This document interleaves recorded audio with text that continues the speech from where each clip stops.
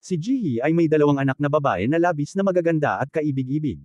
Bukod pa roon, siya rin ay manugang ng isa sa pinakamayayamang pamilya sa Korea. Sinumang tumingin sa kanya ay humahanga sa perpekto niyang buhay, ngunit walang nakakaalam na si Jihee ay palaging nabubuhay sa impyerno. Araw-araw siyang sinasaktan at pinahihirapan ng kanyang asawa. Kahit noong malapit na siyang manganak, binugbog pa rin siya ng kanyang asawa, dahilan upang siya ay makunan. Ni ang kanyang biyenan ay hindi rin mabuting tao. Sa tuwing may pagkakataon, pinahihirapan at sinisigawan siya nito. 7 taon nang namumuhay si Jihee sa pamilya ng isang walang pusong asawa, ngunit ngayon ay ayaw na niyang magtiis. Nais ni Jihee na pagbayarin ang kanyang asawa at biyenan sa kanilang kalupitan. Dati si Jihee ay isang sikat na MC at may maliwanag na kinabukasan, ngunit matapos siyang magpakasal, isinantabi niya ang kanyang karera upang buong pusong alagaan ang kanyang pamilya. Ngunit ang buhay sa isang mayamang pamilya ay hindi kasing simple ng kanyang inakala. Mula pa sa simula, hinamak na siya ng kanyang biyenang si Jisun dahil nagmula siya sa isang mahirap na pamilya. Akala ng kanyang biyenan ay gusto lamang niyang maagaw ang kayamanan ng kanilang pamilya kaya't ginawa niya ang lahat upang pahirapan si Jihee. Tuwing gabi bago matulog, kailangang maghanda ni Jihee ng isang tasa ng mainit na tsaa at personal na dalhin ito sa silid ni Jisun, sabay bati ng magandang gabi bago siya payagang makatulog ng maayos. Isa ito sa mga patakaran ng kanilang pamilya. Ngunit hindi pa doon nagtatapos. Bago rin matulog, sinasabi ni Jisun kay Jihee kung anong gusto niyang kainin kinabukasan sa almusal, at inuutusan siyang gumising ng maaga upang ihanda ang lahat. Dahil pinili niyang magpakasal sa isang mayamang pamilya, napilitan si Jihee na lunukan ang lahat ng pait. Para lamang makabili ng sariwang isdang hilaw na paborito ni Jisun, ginigising niya ang sarili ng alas 4 ng madaling araw at tumatakbo papunta sa isang palengke ng isda sa ibang lungsod upang mamili ng pinakasariwa. Pag-uwi niya, bawal siyang humingi ng tulong sa katulong, kailangan niyang siya mismo ang magluto at ihain ito sa mesa. Gayunpaman, iniisip pa rin ni Jisun na ito ay nararapat lamang. Mas malala pa ang kanyang asawa na si Taewok. Malayo ito sa taong nakilala at umakit sa kanya noon. Halos hindi na ito umuwi, at kung minsan man, palaging lasing. Kailangan pang magkunwaring walang nangyari si Jihee, at pagkatapos ay ihahanda ang mga damit at kurbata nito, sabay gigisingan para pumasok sa trabaho. Nais sanang tanungin ni Jihee ang kanyang asawa kung bakit siya ganito ay traitor, ngunit ang sagot ni Taewok, lahat ng naging asawa ko ay dumaan din sa ganito. At sinabihan siyang masanay na lamang. Labis ang galit at lungkot na naramdaman ni Jihee. Nais niyang maglabas ng sama ng loob sa kanyang biyenan na si Jisun, ngunit lihim pa itong sang-ayon sa ginagawa ng kanyang anak. Para kay Jisun, si Jihee ay nakikialam lamang. Bukod dito, sadya niyang hindi pinapagamit ng katulong si Jihee upang siya mismo ang maglinis ng buong bahay. Kahit ganoon, pinipilit pa ring tiisin ni Jihee ang lahat. Sa tuwing hindi na niya talaga kaya, lihim niyang inilalabas ang galit niya sa bawat tasa ng tsaa. Tinitiis niya ang lahat para sa kanyang dalawang anak, ang kaysa-isa niyang sandigan sa isang pamilyang walang puso. Araw-araw, bukod sa paglilingkod sa pamilya ng kanyang asawa, kailangan din niyang alagaan ang pag-aaral ng kanyang mga anak at sunduin sila. Ngunit para kay Jihee, ito na lamang ang kanyang kasiyahan. Ang dalawang bata lang ang nagbibigay saysay sa kanyang buhay. Ngunit isang araw, nagbago ang lahat. Dahil sa udyok ng kanyang ina, nais ni Taewok na tumakbong konsehal. Upang makabuo ng magandang imahe, sinadya niyang imbitahan ang media upang siya'y kapanayaman. Hiningi pa niya kay Jihee na isama ang kanilang anak na babae. Alam ni Jihee kung anong klaseng tao ang kanyang asawa, kaya't ayaw sana niyang sumama, ngunit wala siyang karapatang tumanggi. Nang malaman ni Jihee na ang mag-i-interview ay kapatid ng kanyang hipag, tumawag siya dito upang humingi ng tulong, umaasang hindi masyadong ipapakita sa kamera ang kanilang mga anak. Nababahala si Jihee na baka mapahamak ang mga bata. Ngunit sa halip na tulungan siya, tinuwanan lamang siya ng kanyang hipag, sinabihang isa lamang siyang babaeng nakipag-asawa sa mayaman at ngayon lang naalala ang pamilya. Masakit man, napilitan si Jihee na umalis sa bahay sa palem na bibili lamang siya ng pagkain, ngunit sa totoo'y tumakas siya papunta sa bahay ng kanyang ina. Simula nang ikasal si Jihee, ipinagbawal ng biyenan niyang si Jisun na bisitahin niya ang sariling ina, sa takot na mapahiya sa mahirap na pamilya nito. Alam ng kanyang ina na may dalawa siyang apo, ngunit ni minsan ay hindi pa sila nito nakita. Wala nang nagawa si Jihee kundi ipakita na lamang ang mga litrato ng kanyang mga anak mula sa kanyang cellphone. Dumating ang araw ng panayam. Bagamat nangako ang hipag ni Jihee na tutulungan siya, ginamit pa rin ni Taewok ang litrato ng kanilang mga anak upang ipakitang mahal niya ang kanyang pamilya. Hindi niya ito pinagpaalaman kay Jihee. Nang makita ni Jihee ang ginawa ng kanyang asawa, labis siyang nagalit. Naalala niya ang lahat ng kanyang tiniis sa loob ng 7 taon, lahat ginawa niya para protektahan ang kanyang mga anak, ngunit ganoon na lamang siya ituring. Nagpasya siyang hindi na muling magpakatanga. Habang nagpaplano siya ng paghihiganti, dumating ang hindi inaasahang pagkakataon, tinawagan siya ng kanyang biyenang lalaki, si Manho, at inimbitahang makipagkita ng pribado. Inutusan siya nito na ipasa na sa kanya ang negosyo ng pamilya at pumunta sa kumpanya upang tanggapin ang posisyon bilang CEO. Matagal na siyang pinagmamasdan ni Manho. Alam niyang hindi basta-basta si Ji-hee. Nakita niya kung paano nagtiis at nagsakripisyo si Ji-hee. Gusto ng anak niyang si Taewak na tumakbo bilang konsehal, kaya't umaasa siyang si Ji-hee ang bubuo ng negosyo at karera na magtataguyod sa tagumpay ng kanyang anak. Alam ni Ji-hee na hindi niya maaaring palampasin ang ganitong pagkakataon. Hindi na nag-isip pa si Ji-hee at agad na pumayag sa kahilingan ni Manho. Simula noon, nagsimula na siyang maghanda upang unti-unting kunin ang pamamahala ng kumpanya, at isa-isang ipagbayad ang lahat ng panghihiyang dinanas niya sa nakaraang mga taon. Bilang pagpapakita ng respeto kay Ji-hee, ipinatawag ni Manho ang lahat ng matataas na direktor ng kumpanya upang salubungin siya sa kanyang bagong posisyon. Pagdating sa kompensasyon, sinabi ni Ji-hee na nais lamang niya ng ilang bahagi ng shares ng kumpanya, dahil sa ganitong paraan ay unti-unti niyang makukuha ang kontrol at maisa sa katuparan ang kanyang plano ng paghihiganti. Sa halip na magalit, natuwa si Manho. Hindi niya inasahan na ganoon kalaki ang ambisyon ni Ji-hee. Buo ang suporta ni Manho sa tapang at determinasyon ni Ji-hee. Ngunit upang subukan ang tunay niyang kakayahan, ipinagkatiwala muna kay Ji-hee ang pamamahala ng isang hotel. Kung makakamit ni Ji-hee ang magagandang resulta, madali na lang ang shares o anumang bagay. Sa wakas, nakapasok si Ji-hee sa sarili niyang opisina. Noon lang niya naramdaman na unti-unti nang nagwawakas ang impyernong buhay na dinanas niya sa loob ng 7 taon. Samantala, si Ji-son ay wala pa ring alam sa mga nangyayari. Matapobre at palaban pa rin siya sa kalsada. Sa hindi inaasahang pagkakataon, nakasalubong niya ang dati niyang manugang. Nang hindi siya batiin ito, agad siyang nenes. Sinigawan ni Ji-son ang dating manugang at tinawag itong bastos. Ayon kay Ji-son, kahit hiwalay na ito sa kanyang anak, manugang pa rin ito kaya dapat ay gumalang. Ngunit sinagot siya ng dating manugang, sinabihang baliw, at basta na lang umalis. Galit na galit si Ji-son. Uuwi na sana siya upang ibuhos ang galit kay Ji-hee, ngunit doon niya nalaman na si Ji-hee ay itinatalaga bilang bagong CEO ng kumpanya ni Manho. Agad siyang nagtungo sa asawa upang magtanong, at halos gusto pa niyang saktan ito. Ngunit si Manho ay labis na nagalit at hindi na niya matiis ang kabal-iwang asal ni Ji-son. Matapos siyang saktan ng asawa, si Ji-son ay nagtungo naman sa anak upang manggulo. Aniya, ang isang manugang ay dapat manatili sa bahay, maglinis, at mag-alaga ng mga bata. Wala siyang karapatang magtrabaho sa kumpanya nang wala siyang pahintulot. Ngunit nakalimutan ni Ji-son na ang taong nasa likod ni Ji-hee ay si Manho mismo. Paano niya papayagang magpadalos-dalos si Ji-son? Ayon kay Manho, siya ang pinuno ng pamilya. Kapag nagpasya siya, walang makakabago nito. Bagamat galit si Ji-son, wala siyang magawa kundi tiisin ito. Hindi na siya kasing tapang ng dati, natatakot siyang muling saktan ni Manho. Hindi alam ni Ji-son na ang paghihiganti ni Ji-hee ay nagsisimula pa lamang. Matapos ang araw na iyon, sisimulan na niyang ipagbayad ang lahat ng hirap at pagdurusang ininde niya sa loob ng 7 taon. Sa 7 taong pagtitiis, natutunan ni Ji-hee na ang pinakaayaw ni Ji-son ay ang mapahiya sa harap ng kanyang mga kaibigang matrona. Kaya't sinimulan niyang ipahiya ito sa paraang pinakamasakit. Pinigilan niya si Ji-son na magbigay ng VIP card ng hotel sa kaibigan nito. Galit na galit si Ji-son at sinigawan si Ji-hee, ngunit dahil dito, tuluyan na siyang nawalan ng tiwala. Dahil sa matinding galit, tumaas ang blood pressure ni Ji-son. Pero simula pa lang ito ng plano ni Ji-hee. Sunod na target ni Ji-hee ay ang tiwalang tauhan ni Ji-son, si Mera. Hiningi ni Ji-hee na mag-imbestiga para sa kanya si Mera, ngunit dahil si Ji-son ang pinapanigan nito, mariin siyang tumanggi. Tahimik lang si Ji-hee dahil inaasahan na niya ito. Ipinakita ni Ji-hee ang mga dokumentong naglalaman ng ebidensya ng pandarambong ni Mera at ng kanyang kasintahan sa mga ari-arian ng kumpanya. Kung hindi siya papayag, ilalabas ni Ji-hee ang ebidensyang ito. Dahil dito, napilitang lumipat ng panig si Mera. Simula noon, naging panektik siya ni Ji-hee laban kay Ji-son. Ngunit hindi pa roon nagtapos si Ji-hee. Pinabayaran niya kay Ji-son ang lahat ng gastos nito sa hotel. Dahil gumagastos si Ji-son ng bilyon-bilyon kada taon sa hotel, nalulugi ito. Lalo pang nabaliw si Ji-son sa galit.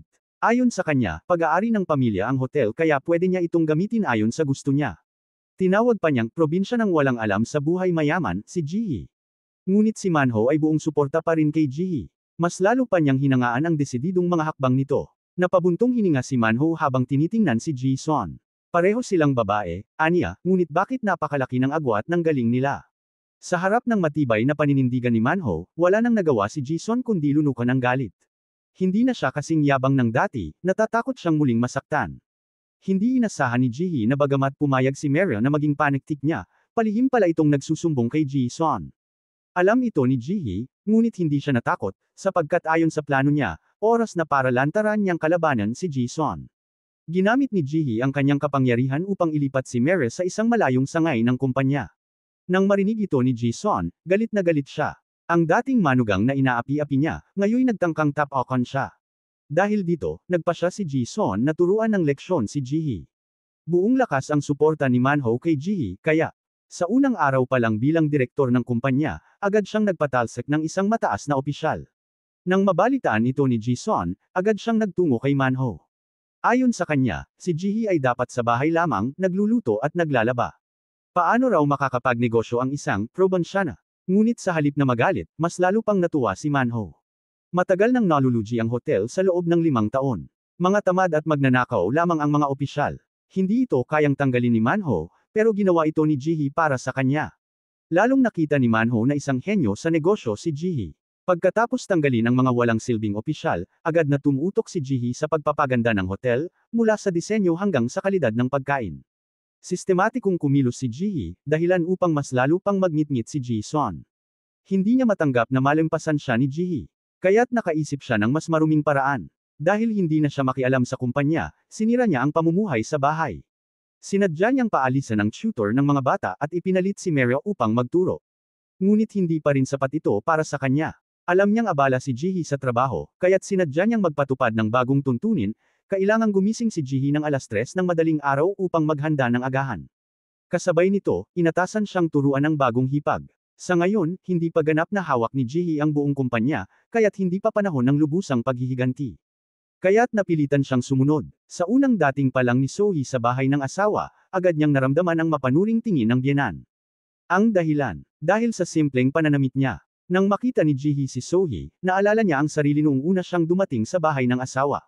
Para hindi maranasan ni So-hee ang pinagdaanan niya, sinadya ni Ji-hee na samahan ito upang pumili ng mga mararangyang damit na simple pero elegante. Ibinigay ni Ji-hee kay So-hee ang isang mamahaling imported na kotse. Pagkatapos nito, ikinwento ni Ji-hee kay So-hee ang lahat ng tungkol kay Ji-sun upang mas madaling makibagay si So-hee sa buhay sa kanilang pamilya. Ngunit kahit ganoon, nagkamali pa rin si So-hee, dahil lang sa suot niyang gusot at hindi maayos na damit habang kumakain ng almusal, pinagalitan siya ni Ji-sun. Nang mabalitaan ito ni Ji-hee, agad siyang bumili ng mga damit na angkop para kay So-hee na pwedeng isuot tuwing agahan. Nagkaisa ang dalawa upang harapin si Ji-sun, ngunit hindi rin nagpaawat si Ji-sun. Para mapaalis si Ji-hee sa trabaho, sinadya niyang patirahin si Mere sa bahay. Samantala, si Taewok ay paikot-ikot lang sa bahay na nakapadyama. Wala namang pakialam si Mere, at ang tagpong ito mismo ang nadatna ni Ji-hee nang siya ay umuwi mula sa trabaho. Lumabas na lahat ito ay plano ni Ji-sun, gusto niyang gamitin ito upang mapilitan si Ji-hee na bumitaw sa kanyang trabaho. Alam ni Ji-hee kung gaano kahalaga sa kanya ang kanyang 2 anak, kaya't tiyak niyang ito ang layunin ng panlilinlang. Kaya't pinalayas niya si Mere. Ngunit dahil karibal pa rin ni Ji-hee si Mere, hindi ito basta-basta sumuko. Lalo pang lumakas ang loob ni Mere dahil suportado siya ni Ji-sun. Layunin ni Mere na maagaw ang pwesto ni Ji-hee. Samantala, nang malaman ni Taewok na ipinagkatiwala ng kanyang ama kay Ji-hee ang pamamahala ng isang hotel, agad siyang humingi ng malaking halaga ng pera kay Ji-hee.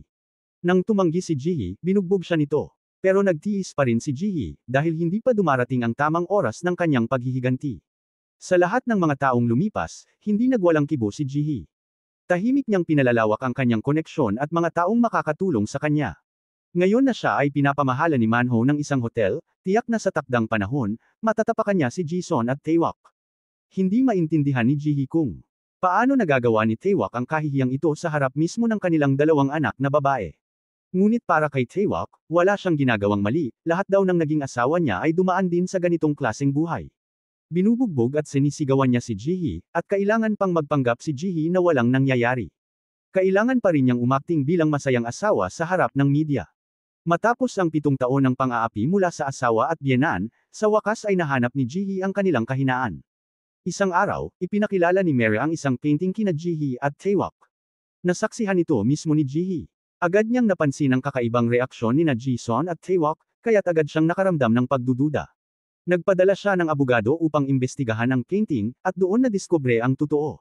Lumabas na may sabwatan sina Ji-sun at Taewok.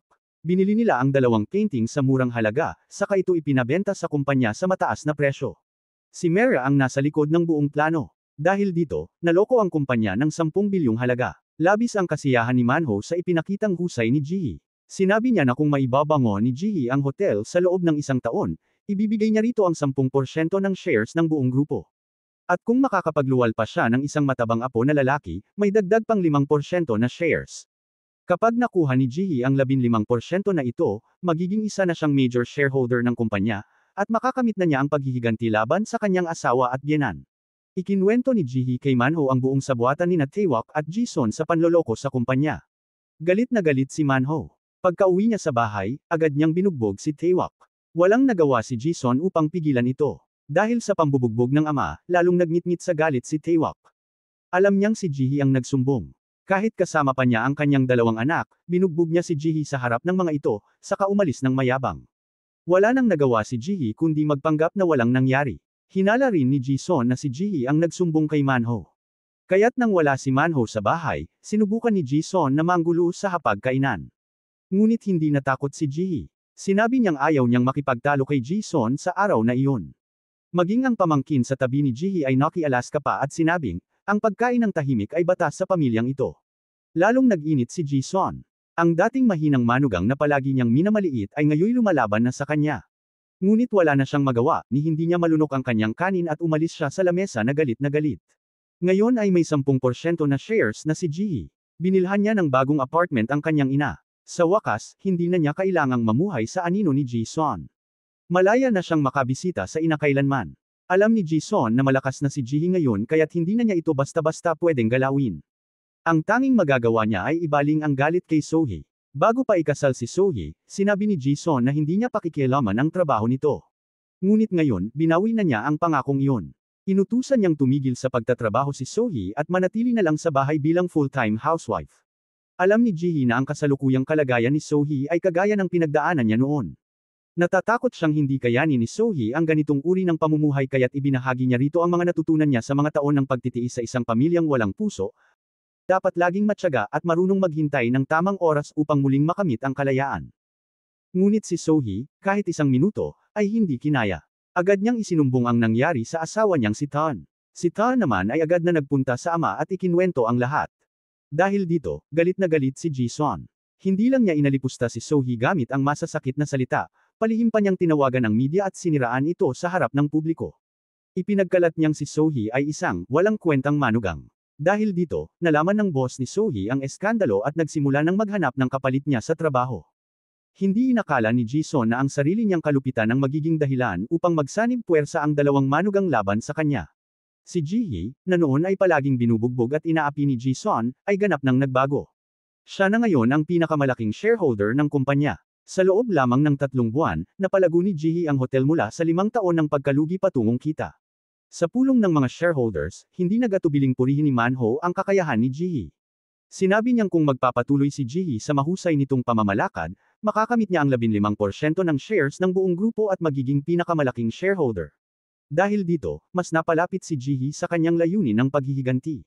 Sa isang iglap, lumipas ang 1 buwan. Sa ilalim ng masigasig na pamumuno ni Jihee, lumago ang kita ng hotel ng mahigit 500 bilyon.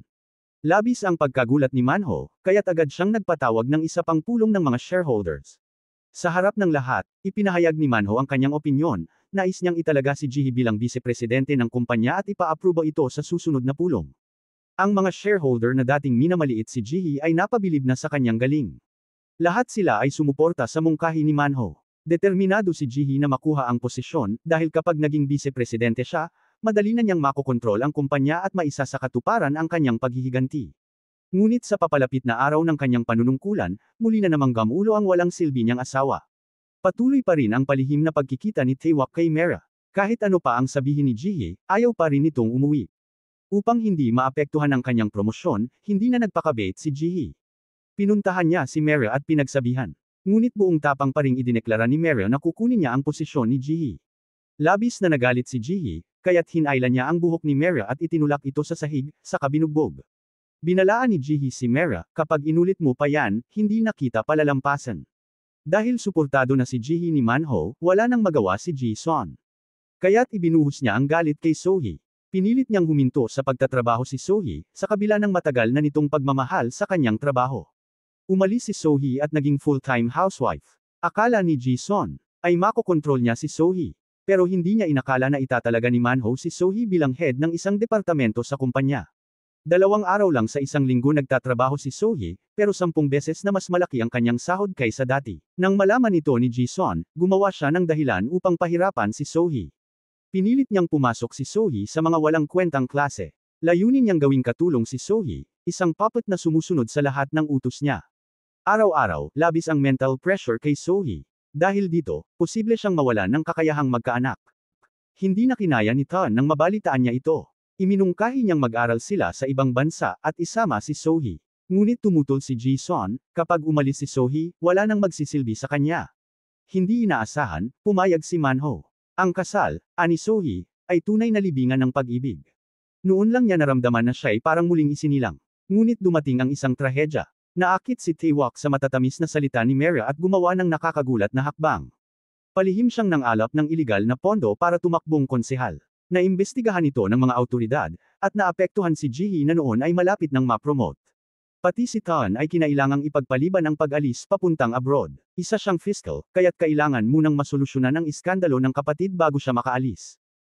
Samantala, biglang nakatanggap si Ji-hee ng mga malalaswang larawan nila ng dati niyang kasintahan.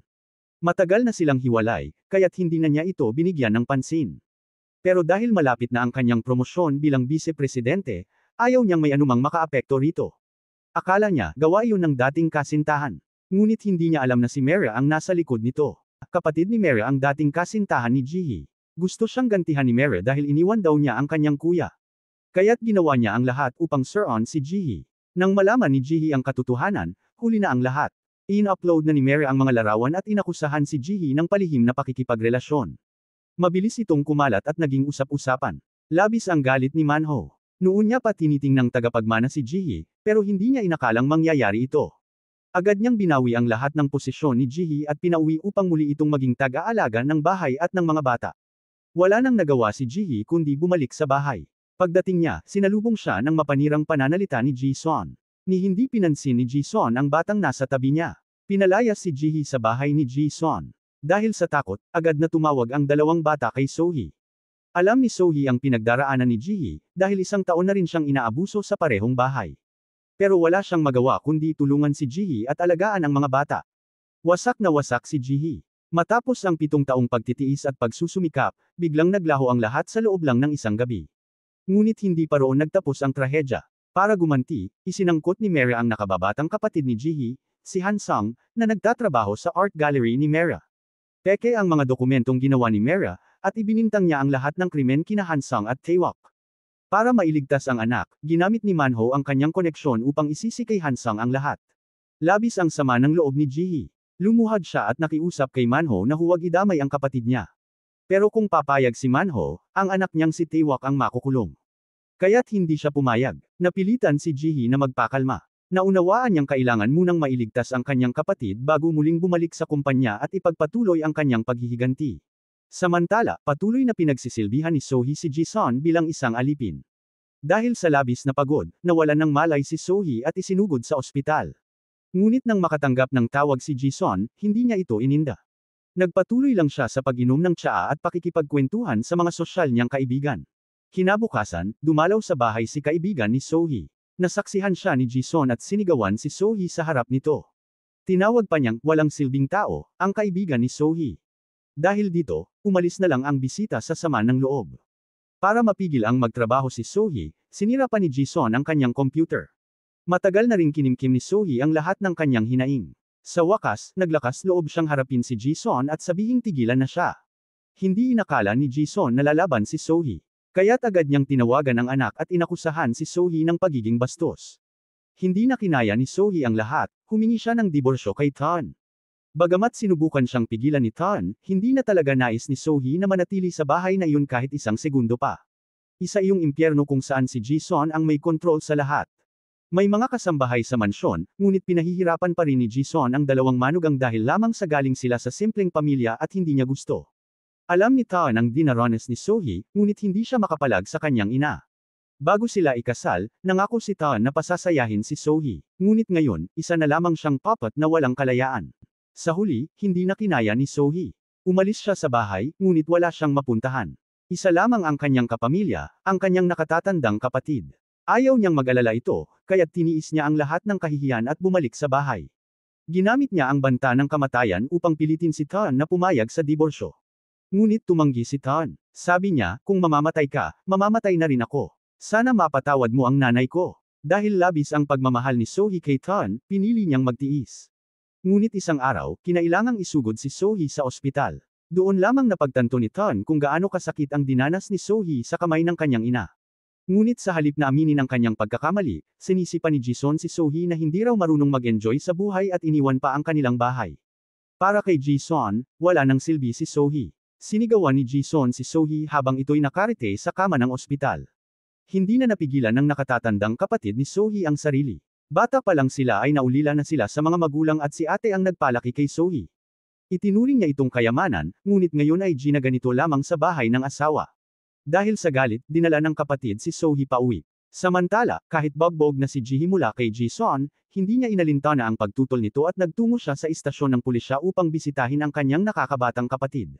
Pinayuhan ni Jihee ang kapatid na huwag magsalita sa investigasyon, manatiling tahimik, at siya ang baalang magligtas dito. Sinimulan na ni Jihee ang kanyang plano. Una, humarap siya kay Manho at sinabi nitong gusto na niyang makipagdiborsyo. Sa katunayan, minahal talaga ni Manho si Jihee kaya't mariin siyang tumanggi. Nais ni Manho na ibalik kay Jihee ang posisyon nito sa kumpanya upang kumbensihing huwag ituloy ang diborsyo. Ngunit lahat ng ito ay bahagi lang ng kalkuladong plano ni Jihee. Anuman ang gawin ni Manho, hindi na niya babaguhin ang kanyang desisyon.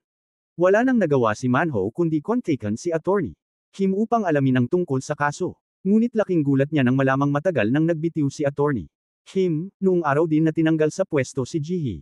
Ngayon, si Attorney Kim ay kanang kamay na ni Jihee. Sa tulong ni Attorney Kim, nakahanap si Jihee ng isang retiradong aktres. Ayon sa investigasyon, anak ni Taewak ang anak ng aktres na ito, nanggaling sa matagal nilang relasyon noon. Agad na nakipagkasundo si Jihee sa aktres, kung tutulungan siya nitong manalo sa diborsyo, tutulong naman si Jihee na makabalik siya sa industriya ng aliwan. Pumayag ang aktres, hindi lang dahil sa kasunduan kundi dahil gusto rin niyang gumanti kay Taewak dahil sa pagtataksil nito. Ang susunod na hakbang ni Jihee ay ang iparamdam sa pamilya ng asawa ang pag-iisa. Umuwi si Jihee upang mag-empake at isinama ang dalawang anak na babae. Gabi na nang mapansin ni Manho at Jisun na wala na sa bahay ang dalawang manugang. Tinitigan ni Manho ang bakanteng hapagkainan at labis siyang nalungkot. Sinisi niya ang kalupitan ni Jisun. Ang dalawang masunurang manugang, parehong napaalis. Ngunit para kay Jisun, wala siyang ginawang mali. Sa halip, sinisi pa niya si Manho. Kung hindi raw nito pinapasok si Jihee sa kumpanya, hindi raw ito magiging matigas ang ulo. Para kay Jisun, tungkulin ng manugang ang manatili sa bahay, maglaba, magluto, at mag-alaga ng anak. Wala nang masabi si Manho sa kanyang suwail na asawa. Dahil sa matinding galit, ipinagbuntong niya ang lahat ng ito sa kasambahay.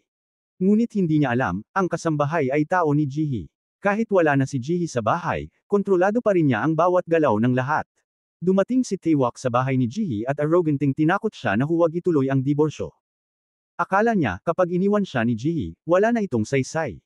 Hindi raw mananalo si Jihee sa kaso. Ngunit hindi na pinatulan ni Jihee si Taewak. Sinabi lamang niyang, umuwi ka na at abangan mo ang palabas. Agad lumabas sa balita ang lihim sa pagitan ni Taewak at ng aktres. Ayon sa ulat, naghain na rin si Jihee ng kasong diborsyo at humihingi siya ng 500 bilyong danyos.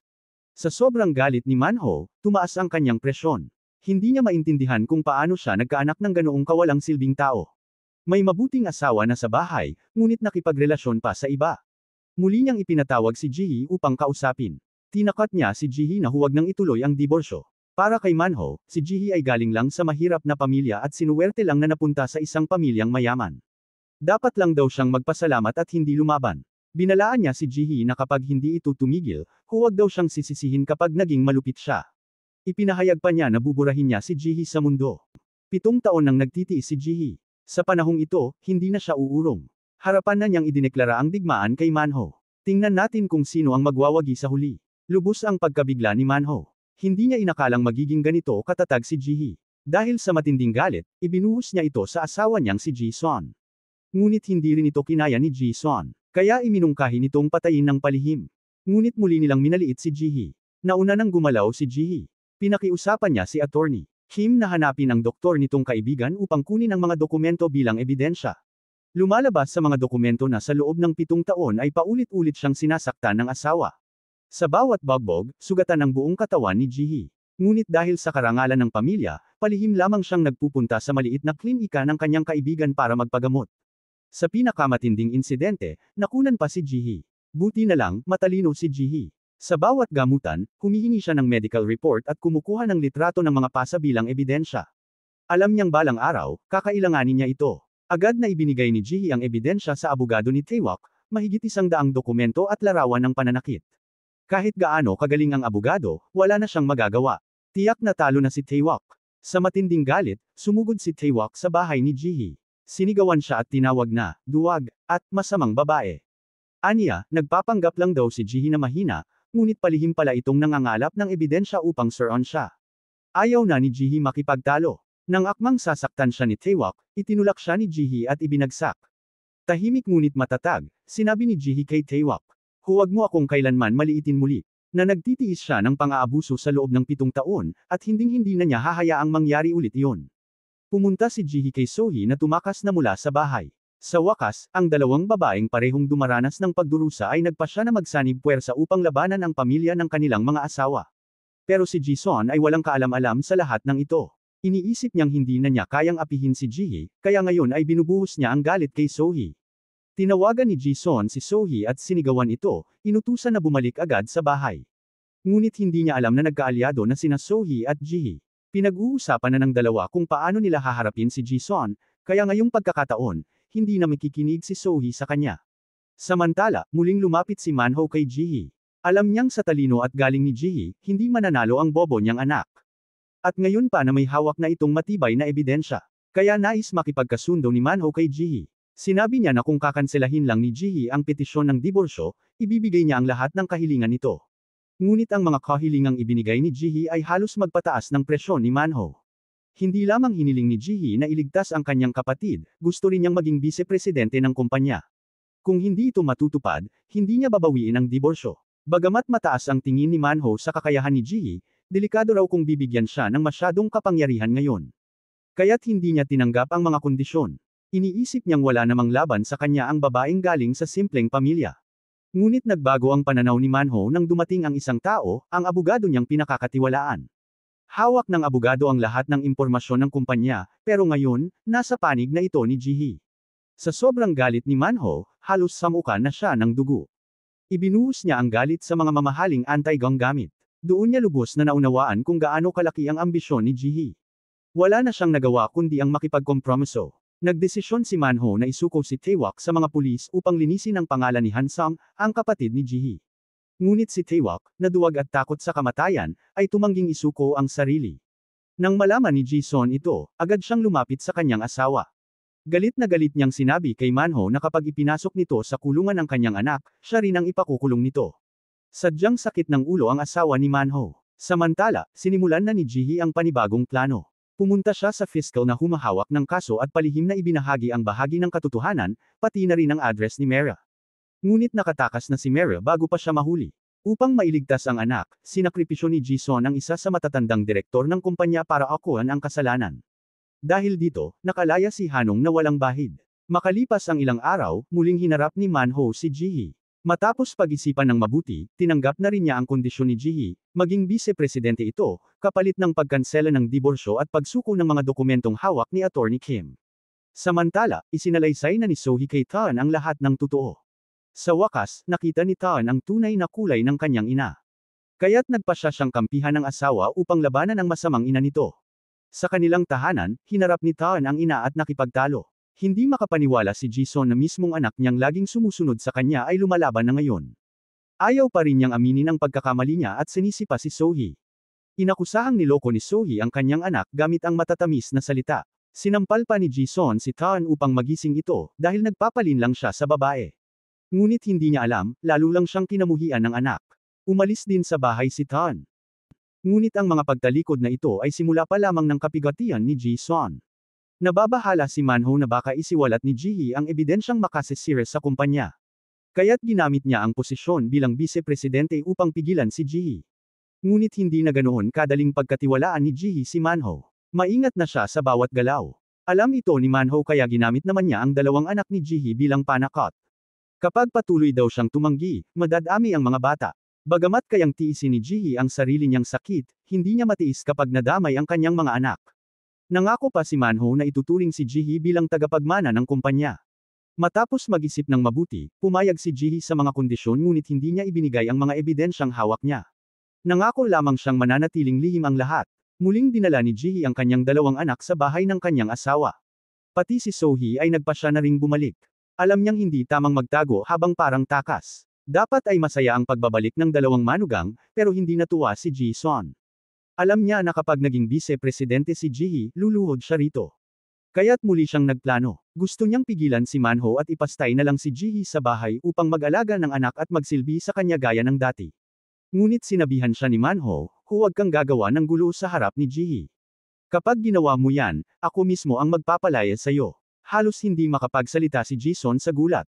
Kaya't nag-iba siya ng taktika. Sinubukan niyang paamuin si Sohee para makipag-alyado sa kanya laban kay Jihee.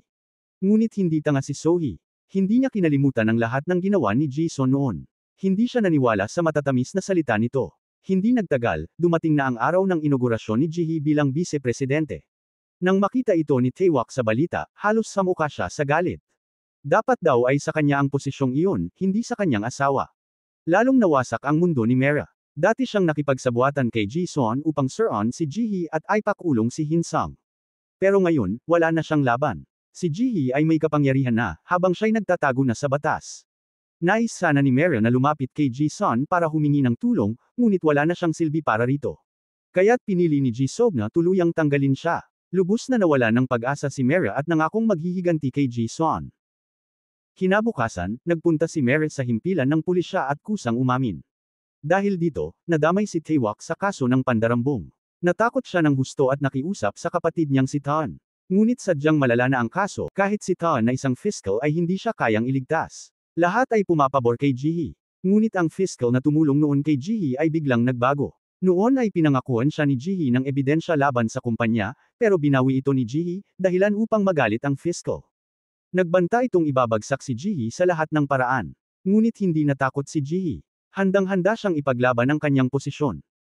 Dahil sa pag-amin ni Mera, nadamay rin ang buong conglomerate ng pamilya ni Jihee. Malaki ang kinakaharap nilang krisis. Ngunit si Taewak, sa halip na ayusin ang problema, ay naglalasing at nakakapit sa iba't ibang babae sa mga nightclub. Ngayon na si Jihee ay vice-presidente at may hawak na kapangyarihan, ayaw na niyang makakita pa ng isang tulad ng kanyang walang silbing asawa. Kaya't nagdala siya ng grupo ng mga bodyguard upang harapin si Taewak. Pagkakita kay Jihee, hindi lamang nawala ng kontrol si Taewak, sinisipa niya si Jihee sa pagkuha ng posisyon bilang vice-presidente. Gusto pa niyang saktan si Jihee, ngunit hindi na ganoon kadaling apihin si Jihee.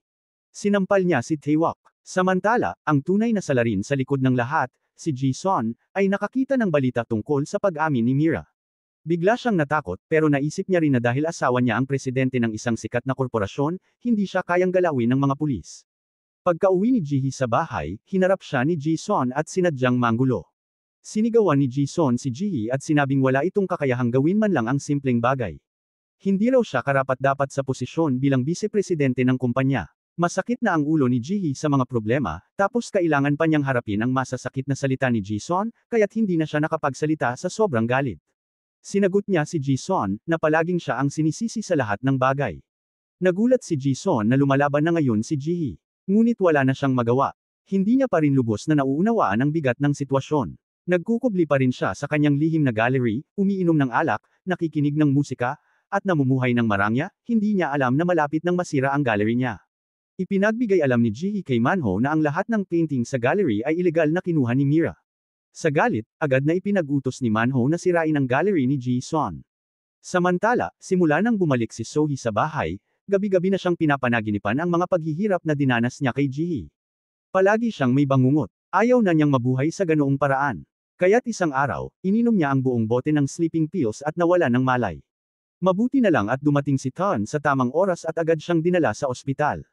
Nailigtas ang kanyang buhay. Ngunit ang tagpong ito ay nakuhanan ng litrato ng mga reporter.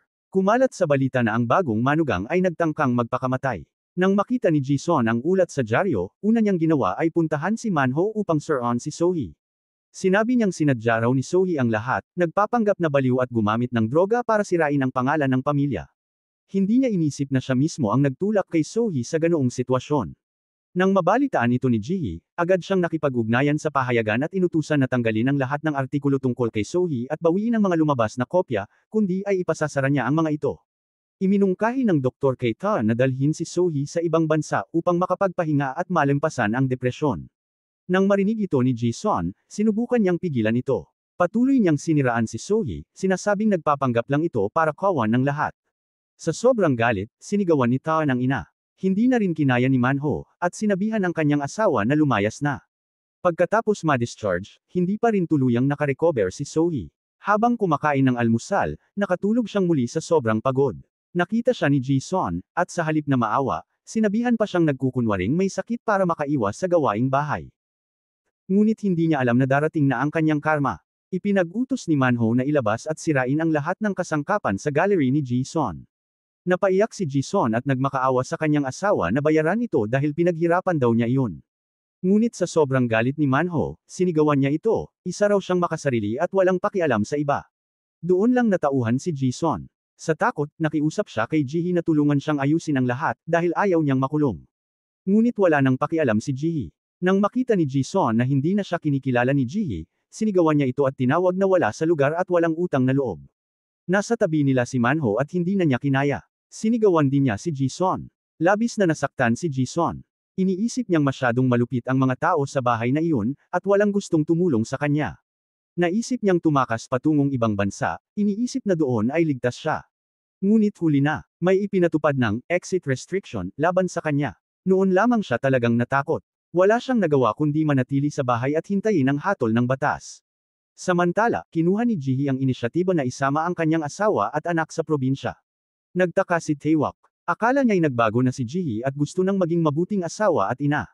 Akala niya, malakas pa rin ang dating niya. Hindi niya alam na gusto lang siyang bigyan ni Jihee ng huling masayang alaala, dahil alam na ni Jihee na malapit nang maipakulong si Taewak. Ngayong malapit nang makulong si Ji-sun, inanyayahan ni Jihee si Sohee para magdiwang. Ngunit kahit ngayon, hindi pa rin nakakalaya si Sohee sa trauma. Tinitigan ni Taon ang kanyang asawa at nakita niyang hindi na ito ang masayahing babaeng manunulat na minahal niya noon. Isa na lang siyang manugang na laging sunod sa Sunyeon sa biyenan. Labis ang pagsisisi ni Taon. Dahil sa ina niya, naging ganito si Sohee. Kaya't nagdesisyon siyang tanggihan ang kanyang trabaho para maisama si Sohee sa isang romantic date. Habang hinihintay ang pagkain, nakatulog si Sohee sa sobrang pagod. Napakasakit sa damdamin ni Taon. Tinanong niya si Sohee kung ano ang ideal niyang buhay may asawa. Sabi ni Sohee, gusto lang niyang mabuhay ng payapa, walang takot, at magawa ang mga gusto niya. Dahil sa paglalabas ng damdamin, mahimbing ang tulog ni Sohee ng gabing iyon. Pero si Taon ay kabaligtaran. Hindi niya makalimutan ang mga sinabi ni Sohee. Sobrang lungkot ang nararamdaman niya. Ni ang simpleng pangarap ng asawa ay hindi niya maibigay. Ngayong iniimbestigahan na ang kumpanya ng kanilang pamilya at nahaharap ito sa posibleng pagkalugi, napagpasyahan ni Taon na huwag nang idamay si Sohee. Pagkatapos ng 7 taong pagtitimpi, sa wakas, naisakdal na ni Jihee ang kanyang biyenan. Ngayon ay isang araw ng tagumpay para kay Jihee, dahil malapit nang arestuhin ng mga pulis si Ji-sun, at pati ang peke niyang asawa. Bagaman ayaw ni Manho na makita ang eksenang ito, wala na siyang ibang magagawa, kasalanan ito ng kanyang asawa at anak. Upang maprotektahan ang kumpanya, wala siyang magagawa kundi hayaang hulihin ng pulis ang kanyang asawa at anak. Samantala, sumunod siya sa plano ni Jihee at pansamantalang lumipad patungong ibang bansa upang iwasan ang gulo. Lubos ang pagkabigla ni Ji-sun nang marinig ito. Ang asawa niyang nakasama niya halos buong buhay niya ay bigla na lang siyang tinalikuran at tumakas. Sa sobrang galit at sama ng loob, hindi pa rin niya matanggap ang katotohanan, kahapon lang, isa pa siyang asawa ng isang chaebol, pero ngayon ay papunta na siya sa kulungan. Talagang hindi matanggap ni Ji-sun ang nangyayari. Nagsimula siyang gumawa ng mga hindi makatuwirang kahilingan kay Jihee. Sa tingin niya, mas mahalaga ang buhay niya kaysa kay Jihee, bata pa raw si Jihee, kaya siya na lang daw ang dapat makulong sa halip na siya. Pero nakalimutan ni Ji-sun na tumakas na si Manho at ang buong pamilya ay hawak na ni Jihee. Kaya't hindi na niya hahayaang apihin siya ni Ji-sun muli. Sinabi ni Jihee kay Ji-sun na manatili na lamang sa bahay at hintayin ang parusang ipapataw ng batas.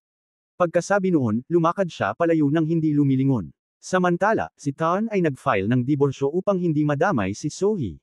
Ngunit tumanggi si Sohee. Nahulaan na niya ang plano ng kanyang asawa, kaya't kahit anong pilit, ayaw niyang makipaghiwalay. Gusto niyang harapin ang mga pagsubok kasama ang kanyang asawa. Sa nakitang hindi siya iniiwan ng kanyang asawa, lalo lang nahiya si Taon. Nagsalita siya ng masasakit na salita para itaboy si Sohee, Pero ayaw pa ring umalis ni Sohee. Wala na siyang nagawa kundi ibalik si Sohee sa bahay ng kanyang ina. Samantala, agad na nakipag-ugnayan si Jihee sa kanyang nakababatang kapatid. Gusto niyang ilayo ang kanyang dalawang anak sa tahanan upang hindi makita ng mga bata ang pag-aresto sa kanilang ama at lola. Masyado pa silang bata para sa ganoong karanasan. Pagkatapos nito, nakipag-ugnayan si Jihee sa Paiskal at sinabing hintayin munang mailayo niya ang mga bata bago isagawa ang operasyon. Di nagtagal, inaresto si Taewak ng pulis. Sa sobrang takot, agad siyang umamin sa kanyang mga kasalanan. Ngunit si Jisun ay kabaligtaran. Sa harap ng media, pasigaw niyang ipinagsisigawan na siya ay walang kasalanan. Pero hindi siya pinansin ng mga pulis. Pagkatapos ng lahat, bumalik si Jihee sa bahay ng kanyang ina. Mahigpit siyang niyakap ng ina at doon siya napaluhan ng husto. Sa wakas, matapos ang 7 taon ng pagtitiis, natapos na rin ang kanyang paghihiganti. Dahil sa krisis na ito, naging si Jihee ang taong pinakapinagkakatiwalaan ni Manho. Kaya't ipinasa niya kay Jihee ang pamamahala ng kumpanya at idineklara siyang tagapagmana ng grupo. Sa wakas, nakalaya na si Sohee mula sa miserableng buhay. Pagkatapos ng lahat ng pinagdaanan nila ni Taeun, nagpasya silang formal na maghiwalay. Bagamat masakit, pinigilan nila ang kanilang luha. Nauunawaan ni Taeun na marahil, sa kalayaan lamang ni Sohee ay tuluyang maghihilom ang mga sugat na dulot ng kanyang ina. Sa isang iglap, lumipas ang 1 taon. Naging maayos ang lahat, ngunit sa kulungan, si Jisun ay hindi pa rin mapakali. Nagkunwari siyang may malubhang sakit upang mailipat sa ospital. Akala niya ay matatalino ang kanyang mga panlilinlang. Kahit paano'y nagkakaroon siya ng kaunting kalayaan. Kahit kay Manho ay umarte siyang may kanser at malapit ng mamatay. Hindi niya inaasahan na agad nang nahalata ni Manho ang kanyang intensyon. Hayagan itong ibinunyag ni Manho, na si Jisun ay puro kaguluhan lang ang dinadala. Tinanong pa siya kung gusto pa niyang man-iris sa kumpanya. Pagkatapos bigyan ng 1 araw na makalanghap ng sariwang hangin sa labas, muling ibinalik ni Manho si Jisun sa kulungan upang ipagpatuloy ang kanyang sentensya. Ngunit si Jisun ay nagpatuloy sa ilusyon. Akala niya ay malaya na siya, kaya't muli siyang naging arrogant. Nang malaman niyang nagdiborsyo na si Sohee at Taeun, agad niyang tinawagan si Sohee at pinagsalitaan ito ng masama. Akala niya ay katulad pa rin noon si Sohee, mahina at sunod sa Yeon. Pero ngayong wala nang kinalaman si Sohee sa pamilya ng kanyang dating asawa, hindi na niya kailangang tiisin ang pang-aabuso ng biyenan. Kaya't itinapon ni Sohee ang kanyang cellphone sa ilog. Nagngit-ngit si Jisun sa galit. Samantala, ginusto ring gayahin ni Taewak ang ina at magpanggap na may sakit para makalaya. Ngunit ang ginawa ni Jihee ang tuluyang nagpabagsak sa kanya. Dahil naging mag-asawa sila noon, binigyan siya ni Jihee ng 1 libro kung paano tumakas mula sa kulungan. Sinabihan niya si Taewak na basahing mabuti ang nilalaman upang matagumpay na makatakas. Ngunit binalaan din niya ito, na kung may balak pa itong manloko, gagamitin niya ang lahat ng paraan upang habang buhay itong manatili sa kulungan. Habang hawak ang libro, naalala ni Taewak ang mga sandaling binubugbog nila ni Jisun si Jihee araw-araw. Labis ang kanyang pagsisisi, ngunit huli na ang lahat. Sa kanyang paglabas, ngumiti si Jihee ng tagumpay. Hindi na siya lumingon pabalik, diretso na siyang naglakad patungo sa masayang buhay na matagal na niyang pinapangarap. Tapos na ang pelikula para sa araw na ito. Maraming salamat sa panunood. Anong masasabi ninyo sa pelikulang ito? I-komento lamang sa ibaba.